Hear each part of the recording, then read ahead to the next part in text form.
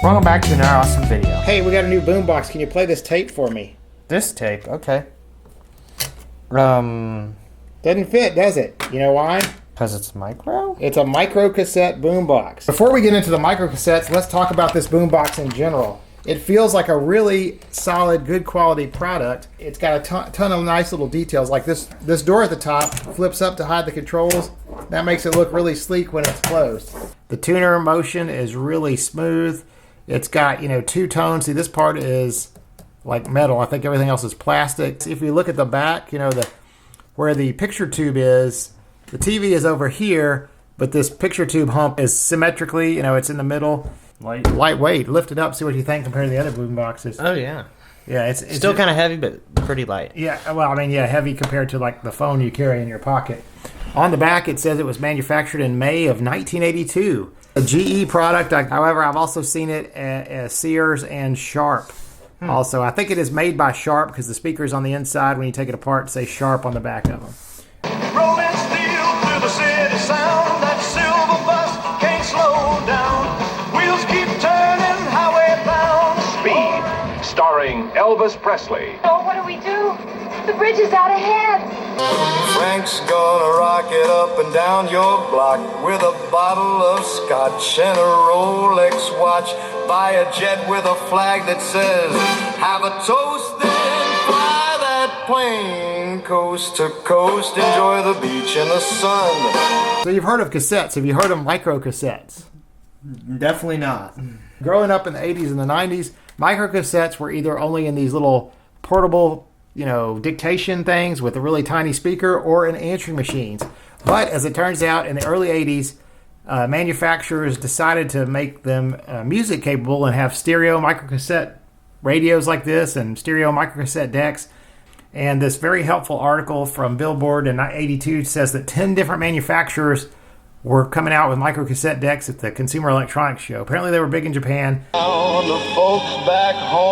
So in the United States, I was alive in the 80s and 90s and never knew a single person who used microcassettes for music. Why didn't they take off in the United States? Was it the lower fidelity? Was it the lack of pre-recorded tapes? I think maybe there was no reason for it. What did the format have to offer to someone who had just recently added a car stereo cassette deck to his car? Or there was really no reason to add this format, and I don't think they sounded good unless you use metal tape. There is a good Techmoan video where he reviews a stereo microcassette deck, but like I said, I never saw these growing up before the internet. My original intent for this video was to record some stuff to a microcassette, a regular cassette, do some direct audio feed comparisons, but as it turns out, it doesn't sound that great. So we'll get to that. We'll see that in the repair section. On the side, it's got the tuning knob for the radio, headphone jack, beat cancel. Somebody used liquid paper to put an R on there, meaning that's the radio tuner as opposed to the TV tuner on this side. On the back, you've got your power jack, your TV, brightness and contrast, antenna, and line input, and your space for all. Signal yet? Yeah, I generated one. Yeah, and your space, of course, for all your C batteries. I have a huge box of unused microcassette tapes. These tapes actually came from the FBI in Washington D.C. How do you know? Well, that's a whole nother story. They're blank and they're not metal, but this will give me something to record on. As we'll see in the repair section, it looks like it's in good shape, but there were some problems inside. So I was made for loving you, baby. You were made for loving me. I can't get enough of you, baby. Can you get enough of me? Oh, I can't get enough.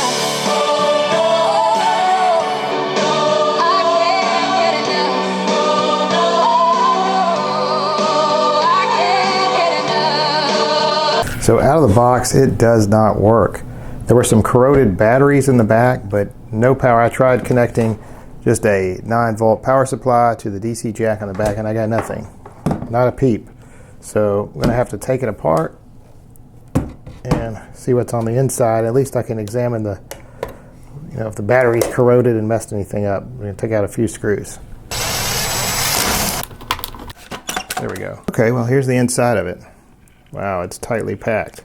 So the battery compartment is connected by a wire, but the antenna isn't. Yeah, here's where the power would come in, the 9 volts. This thing says here, F701 and F702 fuses replacement, component side of power switch PCB, which is up here. All I had to do is remove a screw here and the tuning knob, and it looks like this entire board will slide out. So that's cool that it's made to be worked on. The other thing I wanted to say is don't work on this. Don't ever do this, because I believe, again, I don't know, I'm just a hobbyist, you know, dangerous picture tube voltages, flyback transformer, you don't want to touch any of this stuff. But for whatever reason, they've put the fuses on the back of this board. So the tuning knob or whatever pushes up against this, so you have to flex that and then very carefully slide this out, and at some point this will actually become unplugged from the board below. So the fuses are good, so it's not going to be that easy. Unfortunately, I missed the obvious when I was looking at this. I was looking over here in the power area, and I didn't notice over here battery corrosion. A large portion of the circuit board over here, I'll throw a close-up on there, has been corroded by bad batteries. The batteries that came with this were awful. There's a plate over here that protected this part, but I guess it just sort of oozed in there and killed it. It may be that the power section is fine and things are getting stuck over here somewhere. I do get voltage around the corroded area here. I'm cleaning this up, and like the symbols, there's a diode symbol that is becoming detached from the circuit board. Good thing I took a picture of this earlier. In theory, if I soldered a wire between here, here, and here, that would repair that one. So there's places like that all over this board that have just been eaten away by battery acid. Taking 2 screws off the bottom circuit board, I was able to shift it over a little bit to get the knob out of there and come back. I also had to take off the cassette door so I can kind of see the other side. Maybe now I can kind of locate the amplifier or find some other places to test for voltage. So I was about to give up, and I got a little bit of a taste of success. I actually got some lights out of this thing and a very, very, very faint signal in one of the headphone speakers. If I actually turn on the tape deck, the motor spins, but the belt is just shot, so nothing turns. Not powerful enough to drive the speakers, though. So undoubtedly, yeah, maybe it's those traces that are busted and power is just not getting to everything, like the amplifier section. I'm just going to try and repair more traces and see if I get more activity back over here. And of course, I'll eventually have to repair the belt. So this thing is alive, or at least it's producing FM radio.